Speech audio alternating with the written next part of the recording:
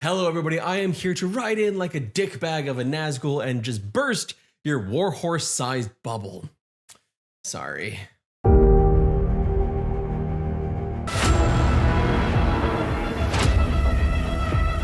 At any given point over the last few days, you may have heard that Warhorse, the developer of Kingdom Come Deliverance, is or isn't making a Lord of the Rings game.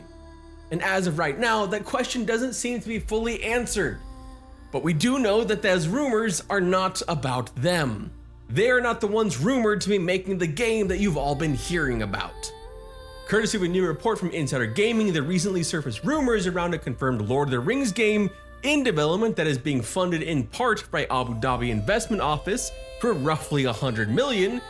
We now know who the developer is, and it's not Warhorse. That number is important because that is the same number that was cited in the rumor around Warhorse in the earlier report, also from the UAE. This deal is for a third-person action game to be developed by Crystal Dynamics. This is being developed alongside their work on Tomb Raider Legacy of Atlantis and Tomb Raider Catalyst. I have linked all the Insider Gaming articles below so you can do your reading yourself and see what they had to say, from like the first ones where they're talking about Warhorse, all the way to the most recent one that was just released that says and confirms that they found out that it's Crystal Dynamics that is going to be the one making the game. That has been soft confirmed. Not really announced, but soft confirmed. All hope is not lost though if you were hoping for a Warhorse game, because they do mention that it is possible, with like a hint and a wink and a little nudge that there might be another game being development as well from Warhorse, but it would be a second game in development from Warhorse. So I guess we could potentially be getting 2 Lord of the Rings games here, which would be, great for me. I freaking love Lord of the Rings. I mean, that's Aragorn right there, like at the centerpiece. And that's the Eye of Sauron right there. I have this tattooed on my leg. So obviously anything to do with Lord of the Rings, I'm going to be excited to try. I'm kind of a nerd. But at the same time, because I'm a nerd for Lord of the Rings, I am nervous as hell. Because it's not like we've had a great go of it with Lord of the Rings and video games. In fact, it's kind of cursed. Like, really cursed. Most recently, Embracer, who owns a chunk of the Lord of the Rings rights to make games, kickstarted the mass layoffs in the gaming industry by buying up a bunch of great gaming studios, all before ink was dry on a huge deal. A deal that they screwed up and failed on, and then proceeded to, kill off a bunch of those studios and kill off a bunch of, jobs all over the industry. And then they promoted the person that did that. Can't make that shit up. Cool stuff there. But then you also have the Nemesis system, which was used in the Shadow of Mordor games, which is freaking so cool, only to never be used again. With most recently the studio that made those games, Monolith, closing.